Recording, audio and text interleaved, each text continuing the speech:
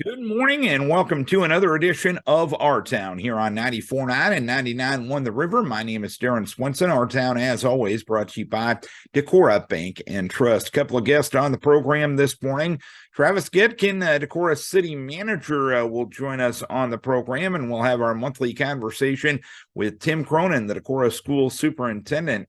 Two-guest program, but a lot of information with both these gentlemen to get to, and we will kick off our conversations with Tim Cronin now. You are listening to Our Town, and you're on 94.9 and 99.1 The River. Time for our monthly conversation with Decorah School Superintendent Tim Cronin. Didn't have a chance to last month because that was state wrestling time, and that preempted the coverage of Our Town this week. So I haven't talked to you for 2 months, Tim. Sorry, I've missed you. No problem. I appreciate you showing me that by wearing that Cubs hat today. That's awesome. Exactly. Always got to show my allegiance when I'm talking to a fan of the team down south, as we'll refer to. But nonetheless, on to the important matters. A lot of discussion taking place about a potential new elementary school. Recently, at a special meeting, the board hired an architectural firm to assist you guys with that process. Now, this firm has been hired, and to the best of my knowledge, there's been no deal that has been made for official land where to place this school. How does one fit within the other? That's a great question. So, we've had discussions with the city. The city council and school board did hold a joint meeting and kind of set out the parameters of where on that, give me a term for that, where John Klein sits and the softball field sits. What would we call that parcel of the John Klein space, or yes, whatever? The Hively Street area, North Alley area. Well, yeah, okay. The North Alley, I think of that as maybe going back up to the back of the shops. Anyway, we kind of have a tentative agreement, whatever you call that, where, starting with the dumpster, softball field, tennis courts, John Klein, and all the way to maybe State Street, if that's what it's called. We just talked about our desire is to come forward with plans to build a new John Klein in that space, but going farther west. And so to do that, we kind of have to have an agreement, as you said, with the city. We have a kind of a verbal working agreement that will move as far west as the softball fields and like the right field line of the softball fields, which would mean the tennis courts need to be relocated, which we're working on. And long term, I think we'd look at relocating softball, but wouldn't have to do that immediately because we wouldn't be building on that. But those are two kind of and the layers of getting this done is finding places for tennis and softball, coming up with a formal agreement with the city. There's just a lot of layers to that. So engaging with an architect so that as we do that kind of things, making sure that a new school would fit in the space that we're talking about. In a perfect world, we'd be able to build, we'd pass a bond and we'd be able to build the new John Klein while the existing one still stands. But we won't know that until we get further along with the architects. As for the conversations with the city, how long before a potential agreement could be put on paper there? That's a great question. We kind of have a verbal working agreement. That was a broadcast meeting, so you could go back and watch that. We feel pretty confident with knowing what the parameters are. But putting something on paper, like I could say within the next month to 6 months, hopefully. So we got to slowly work through, and it's kind of like untangling a big knot. We got to work through a lot of things to get to that point. So if that location isn't feasible for any reason, have you considered any other options for a location for a potential elementary school, or is the focus in that area at this time? At this time, the focus is in that area. Prior to me coming to Decorah, the board worked a lot on vetting locations, and has done a lot of that work. And as you probably realize, there's not a lot of locations available that wouldn't add a lot of bus time and a lot of just transfer. So we're hoping to make that Hively area work, and so that's what we're moving forward with at this time.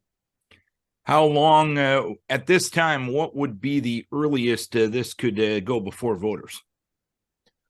Boy, well, the first time it could go before voters would be the September election.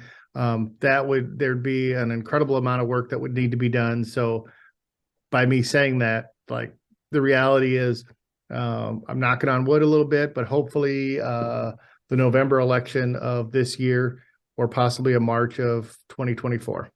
Those are the dates allowed by state law that you can do this, correct?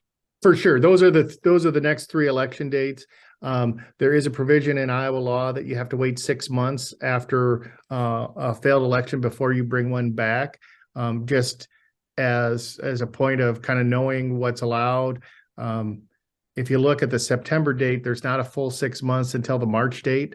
So the idea that, oh, maybe we'll try one in September, see how it goes, and we'll bring it back in March, that you couldn't do it. If all those 3 dates, well, the first 2, March and November, you would have to wait for basically to the following September of 2024 to have another election.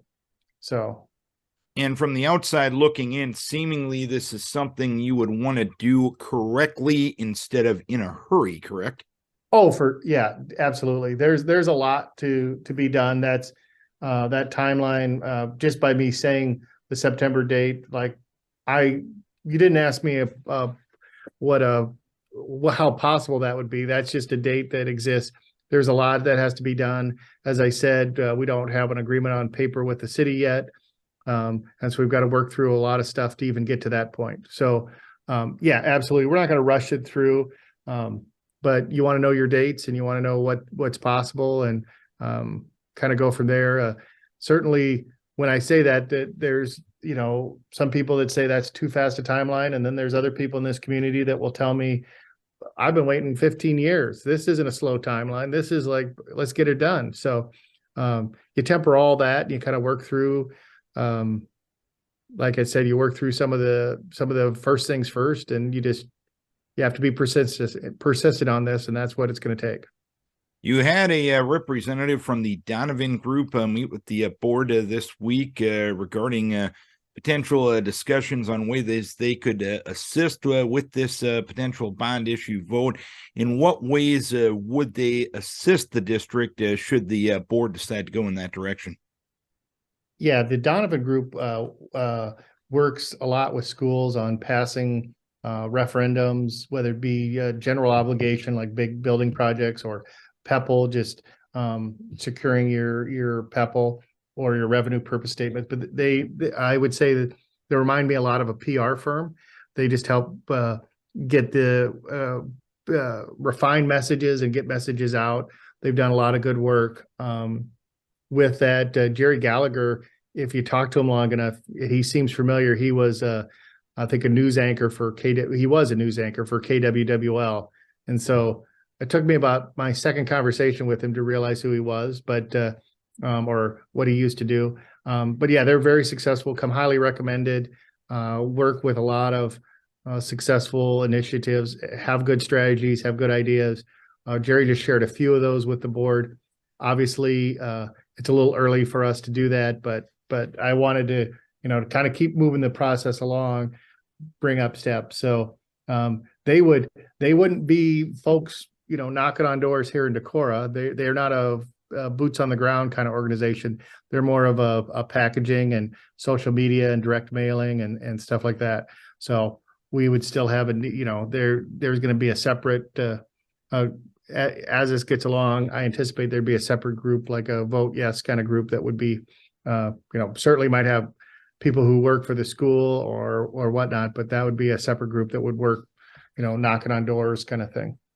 On to the current school year. You had some discussion last night about makeup days because there's been a few too many days, probably in your mind, that you've had to get up early and see how Mother Nature and the roads are mixing here this winter.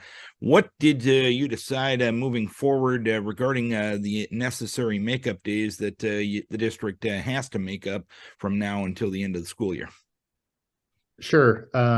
So at the February meeting, the board looked at the calendar and we set the last day as Friday, May 26th. And that I think extended the school year by 2 days at that time. At that time, we'd had 4 days we'd missed. 2 of them are forgiven per the master contract. That's every year. And then we added the 2 to the end. Oh, and then we had, I guess we had a 5th one where we recaptured April 21st. Switched it from a PD day to a student contact day. But last night at the meeting, so we went from May 26th to adding 3 days to the calendar. So the last day of school will be June 1st at this time for students. Teachers will have 2 PD days that follow that. We've got provisions for that to be asynchronous for staff. So they may very well be done short of June 5th if they get their asynchronous activities completed. And we accomplished that by changing the bell schedule at the high school, moving the start of the day up 10 minutes. We're going to start that on April 3rd, and that's going to run for the last 41 days of school. That generates, because the students have an hours calendar, that generates enough time for us to end on June 1st then. You mentioned you're extending the day a little bit at the high school. What are you doing at the middle and school and the elementary schools? And how does that coincide? Why do you just need to extend the day at the high school? Yeah, so the high school day, so when you report hours to the state, there'll be something called spring beds that I'll complete that, like I'll just put down the start times and end times and lunch times for each building. And in the current situation, the high school day starts later than the middle school and elementary schools. So we were kind of knew that was the case, that all we have to do to get to our, so every day that we have school, we count the high school schedule because that's the shortest schedule in our district. So by adding the 10 minutes just to the high school, we get them at 8:05. And we don't have to touch elementary and middle school because they already started at 8 o'clock. And from what I understand, you're looking at some possibilities next year should you have a similar winter, because, every winter in Iowa is a little bit different, as we very well know, living in this part of the world. You touched on the possibility of having classes on President's Day, having classes on potentially the Monday after Easter. And of course, the President's Day, you might have more winter weather after that point. How will this year affect the discussion moving forward, potentially on makeup days?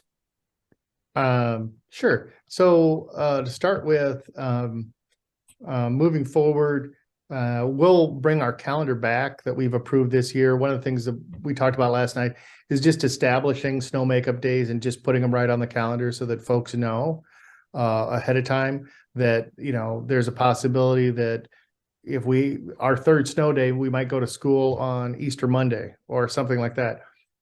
That'll help us with planning, because one of the things when we looked at doing that this year, when we looked at doing that last night, nothing was on our calendar, and we of course had staff that had made arrangements because they thought they had Easter Monday off. So we'll bring our calendar back and establish when we'll make up the snow days so that that's kind of a public document. So that's one thing we'll do. Whether that will be, we'll say, hey, we're going to take away, or we'll, at some point in time, we'll reinstate these days. That'll be discussion for the board. Other difference with running a schedule with the high school starting at 8:05 next year for the entire year, not just the last 2 months, we'll have a little extra cushion of hours built up, which will give us a little bit more flexibility on potentially forgiving days as well. And then the other thing that we're watching, the legislation, I think it's the Chapter 12 legislation right now in the Iowa legislature. There's a provision in there that would allow schools to count up to 5 virtual snow days as virtual learning days. 5 school days or up to 30 hours could be counted as virtual learning time, or could count as your student contact. So in that situation, right now we have Al McKee next to us doing virtual learning days, and they can do that because they don't count those for student contact hours. They just count them as a staff workday. The Al McKee school calendar has enough extra hours in them that they can do a virtual learning day, and students, staff get credit for a work day, but students, it's an optional participation because that doesn't really count toward their hours.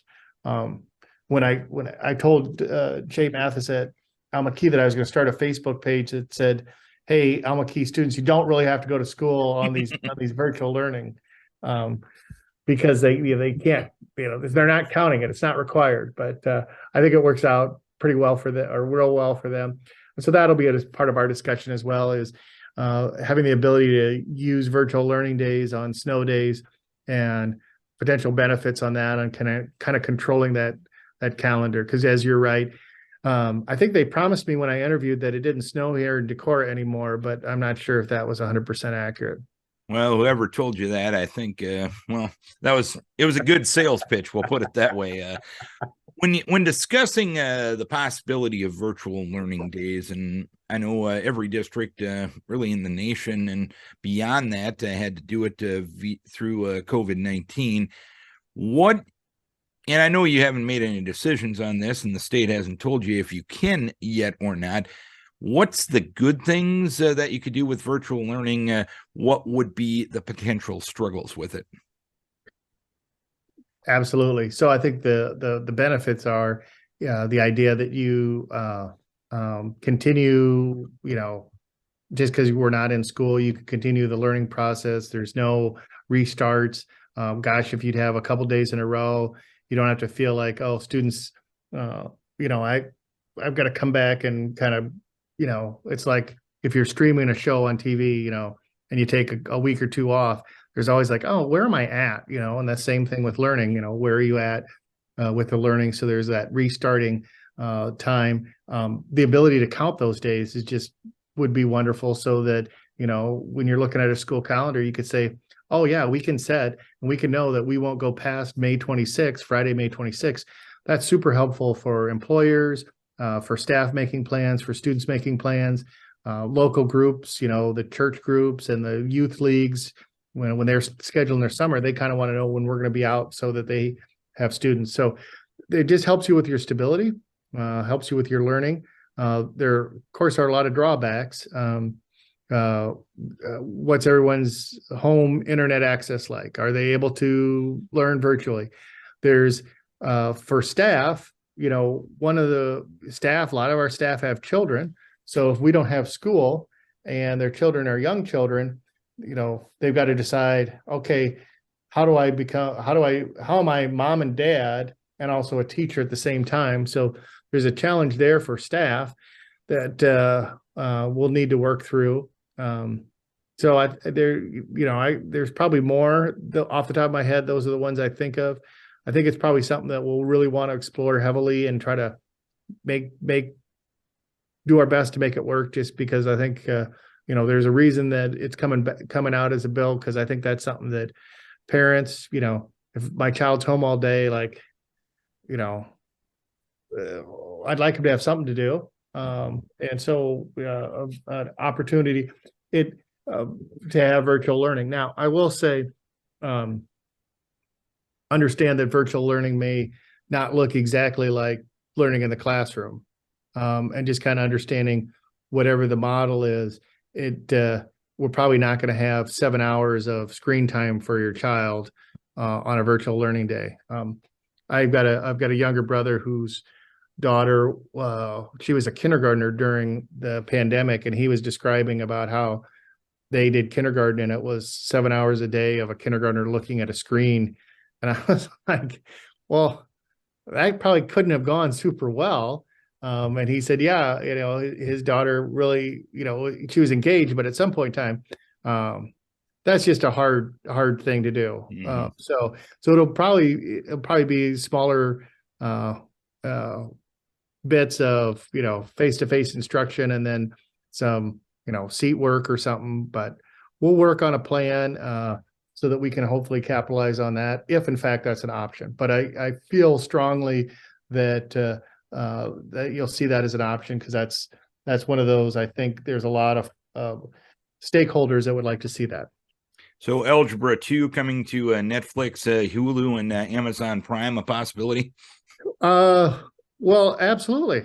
Sure. The exciting plot twists. There we go. You and I might have different definitions of exciting there, but one final question for you, Tim. You said a public hearing on the budget last week, and of course, the ways you calculate property taxes have changed a little bit based on some legislation that has been passed and signed in Des Moines. How has the process of putting together the budget this year been different than years past? Well, there's the budget in general. There's in just my 10 years of being a superintendent, the upgrades with we used to have a spreadsheet that we would have to go pull numbers. We'd have to go look up numbers and key them in to our spreadsheet, and it would make our budget. We've got an online system that is fantastic that draws all that stuff in, because it can pull it, which is wonderful, because any changes that get made at the state level, as you mentioned, automatically go into our budget. So the process is really slick. There's a new Department of Management gentleman, John Parker, who's been there 5 years, and he's the upgrades he's made to the system have been wonderful. So I think back to the days that, in the 80s and 90s, this was all done probably paper pencil. So I can't imagine the time savings that we have now and the ability to make adjustments and have them quickly upload. So you mentioned that the state came out and said, hey, we didn't collect enough property tax last year, so we're going to have to change the rates a little bit, which is going to impact our budget, which actually the state then said we don't have to have our budget. Normally we would have it approved by April 15th. And now this year they're saying April 30th, which is actually May 1st. So they gave us a little bit more time. So then the county auditors all had to go in and do the recalculations and get them uploaded. And I'm remiss because I can't tell you who our county auditor is. I really should look. Ben Steinis is his name. Ben Steinis, thank you. So like within 2 days of the state making the change, Ben had it uploaded. So fantastic work there, because we were kind of expecting that to take at least a couple of weeks, which would then slow our process down. But so with making a budget, there's some parts that are consistent through time. Each district does things just a little different. And we're kind of, getting ready for hopefully a bond referendum. We're trying to make sure that we've got a budget ready to go where we can have a message that we've got a stable tax rate. It's going to be about $13.25. And we'd like it to be able to stay that even after we would pass a bond issue, so that we could have a message that says, this won't increase your tax rate. We're just going to have a stable tax rate. And how would you be able to do that? Well, we'd be doing that. Among other things, we've got retiring debt from our high school project, mostly that's going to come off the books in the next 2 years. We can, we're going to set a little bit of extra money aside in our management fund, so that if after a successful bond, if we would need to put less into our management fund, we would kind of have that fund built up. So it's like pushing and pulling levers just to kind of get yourself in position. And the district's in a really nice position with regards to the ability to go out for a bond referendum for a new school. All right. I'll ask this question a little longer because I see that you need a sip of coffee there. So I'll fill some time to make sure that you got your sustenance, and yeah, you got it done. So all is good on that front. Anything else you want to pass on to the district as long as you got the forum this morning? I don't think so. I think that's a pretty good cover. We're gonna send out that revised calendar for this year so that folks kind of can be aware. And if we can all think positive thoughts about not having any more snow days, that'd be wonderful. All right. I think, well, it's March 14th. Snow days should be put in the past by now. I mean, my humble opinion, I'll make a couple of phone calls, see if that can work for you. But I'm afraid you've just jinxed it. Well, if I have that much power, I might find a higher paying profession, with all due respect. Sounds good. So anyway, Tim, appreciate the time and the information as always. Look forward to our next conversation next month, and go Cubs. All right. I'm looking forward to our conversation next month as well. Remember, the board meeting's on April 17th, so it'll be a week later. And I would counter with a Go Cardinals. All right. Fair enough. Tim Cronin, Superintendent of Decorah Community School District. All right, thanks. The schedule between myself and Travis didn't quite work out. That's what happens in life a little bit last week, but here we are. Thank you for not forgetting about me. Decorah City Manager Travis Goedken joining us here this morning. I missed you last week, but I'm glad we're back together again, reunited, and it feels so good. Yeah, no worries, Darren. It's hard to forget about you. So glad to be here. I'll take that as a compliment. But we'll talk about the city budget. We've talked a lot about the legislative issues that have passed, that have forced some adjustments in the upcoming city budget and in the current city budget related to the city's ability to gather some property taxes. The city council seemingly has taken a little bit of a direction on what way to go when it comes to reducing some expenditures. What direction is that? Mm-hmm. So it's a little bit of everything, Darren. We got to the point where without making drastic impacts to our service delivery, we had to cut a little here, cut a little there. So we're talking police department, IT, parks department. However, libraries feeling the brunt of budget cuts. And, we talked about legislation that's been approved that reduced our general fund revenues that we were going to see for this fiscal year. There's also several bills that are in the legislature right now that are advancing that are going to really stymie cities, counties, school districts in the future. So that was again a consideration for moving forward. Is part of doing what you're doing right now is to hopefully avoid further reductions in expenditures that down the road? Correct. We looked at areas that were operational savings. Prime example is we could have waited to replace a squad car this year and save $50,000 in this year's budget. But you know what's going to happen next year, right? That car is still going to need to be replaced along with another one. So those one-off savings weren't exactly great options for us this year. We had to look at ongoing operational costs, and unfortunately, that does get into personnel sometimes. And that's where we found ourselves this year. And related to how much specifically we're talking about, how much needed to be reduced from the current fiscal year's budget when we're talking current fiscal year that ends June 30th of this year? Mm-hmm. So current had to, as a result of Senate File 181, was $85,000 roughly. Again, that was have to as a result of that bill. But as I had hinted at before, there's two others that are pending right now on the Senate side that would also limit growth and place commercial property on a higher rollback structure.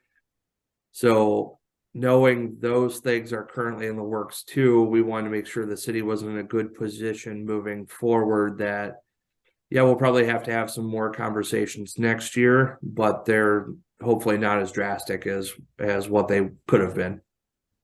And you probably won't know the specifics of it before any legislation gets to the governor's desk and passed. But how much are you thinking, if everything comes to fruition, that you'll have to reduce expenditures in next year's fiscal year budget? Mm-hmm. So that was part of the hope that next year's fiscal budget, I mean, two of these two bills, one is extremely difficult to calculate, but we're estimating around, I want to say 60,000 for one of them. And there's so many variables at play with this one, especially not knowing what next year's assessed valuations and therefore our taxable valuations are going to be. So I don't want to necessarily speculate too much on next year's budget, but we wanted to make sure we were in a good position moving forward. And how do you go about deciding what can be cut and what needs to be status quo? And I'd imagine that process is not something that you want to deal with, but unfortunately, with the circumstances facing you, you have to deal with. That's right. You know, that's it's never a conversation you want to have, but I will say the city's department heads did a fantastic job. We all assembled. Council actually had tremendous faith in the department heads, able to put together a package that would meet the cuts that we need to put in place. They were able to do that. We all got together. There was a lot of, well, I could take a little out of this line item in the budget and this little line item, and slowly but surely we got to the point where we were able to come up with $100,000 in savings. Is there any ways for the city to increase any potential revenue to offset any potential cuts down the road? There are, and that was one item discussed at the last council meeting. An urban forest utility is often what it's called, where you establish it similar to a stormwater utility, and we're talking like $1 a month here that we could then shift the city foresters compensation as well as equipment into that fund, and then move those dollars into the general fund or move those wherever need be. So that is a potential, and that is something council wants to move forward with exploration. So staff is currently drafting an ordinance for council to have that conversation around. And also related to the future, you'll be looking for a new police chief here in the not too distant future. Dave Smutzler has decided to retire after many years of serving the community as a police officer and making his way up to a police chief. I know you haven't been here in the big picture that long of a time, but just talk about Dave's service to the community. Yeah, and for those that might be watching, instead of just listening to this, I did chuckle a little bit because when it rains, it pours, right, Darren? Yeah. And so, yes, Chief Smutzler has announced his retirement effective June 30th of this year. And, Chief Smutzler's been with the department his entire career. And so to have that kind of stability and lose that is huge. And, the city's seen that in the past where you lose some long tenured employees, and we have others that are probably going to come here soon too. Anytime you're trying to fill those shoes, it's tough. And especially in today's world, the public sector isn't exactly as glamorous as once thought. And law enforcement is no exception to that rule. So filling a police chief position is extremely difficult in today's world. And so, we're optimistic moving forward, and it's going to be a tough fill, but that's how we're moving forward. The council has given the go-ahead to hire a consultant to assist the city in this search. Now, consultants cost money. And some may say, why are you paying to hire a consultant when you're making other budget reductions to other parts of city government? What say you? It's almost like I thought that was going to come up. You're very much right, Darren. It's that question I knew was going to come up, whether it was from you or, my passing on the street. At the end of the day, especially when it comes to law enforcement among any number of departments, but especially law enforcement, a bad hire can cost you way more than a consultant fee. And so at the last council meeting, we talked about the city had used Jeff Kaler of Kaler Consulting when Dave was hired as chief. And I have experience with Jeff from my time over in Humboldt when we hired police chief. And both myself and the council were happy with the process and the outcomes of those. And so we are going to reach out to Jeff Kaler and get a proposal from him, hopefully for council's consideration here in the very near future. And again, yes, that is going to have cost, but this position is a highly specialized testing requirements and something that typically not handled in-house. What specifically is different about hiring a police chief as compared to another city department head? So there are state requirements, for one, that differentiate between the two. A large component of that is administering of different ILEA, Iowa Law Enforcement Academy testing requirements. I'm not certified to handle those, and quite honestly, I don't know any city administrators or managers that are. That's the chief difference, are meeting ILEA requirements. And moving forward, are we missing anything right now? Anything else you want to pass on to the public as long as you've got the forum this morning?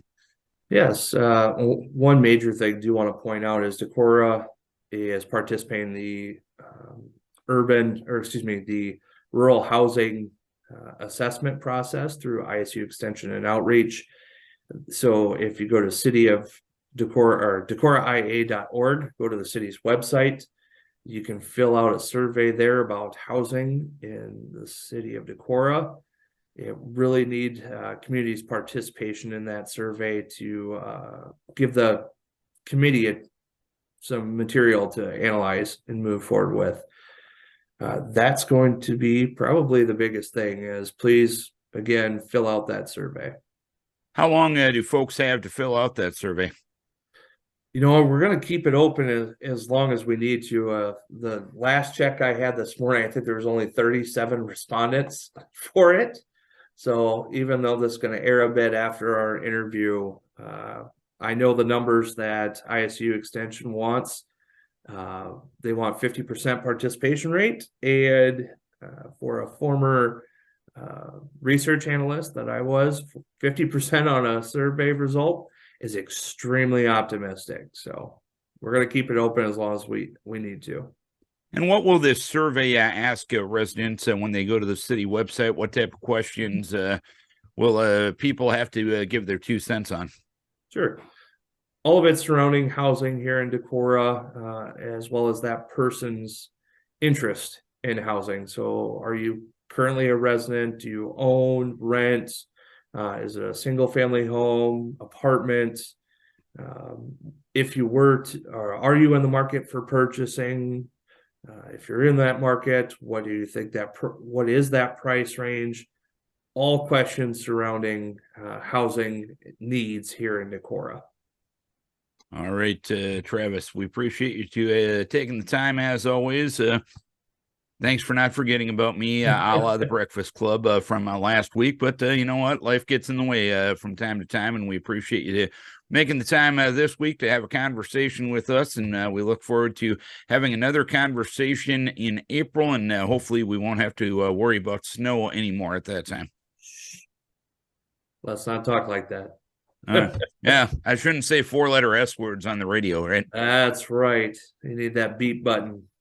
So I apologize right now. So I'll take the red flag from the city manager there, Travis Goedken, City of Decorah's manager, joining us this morning on Our Town.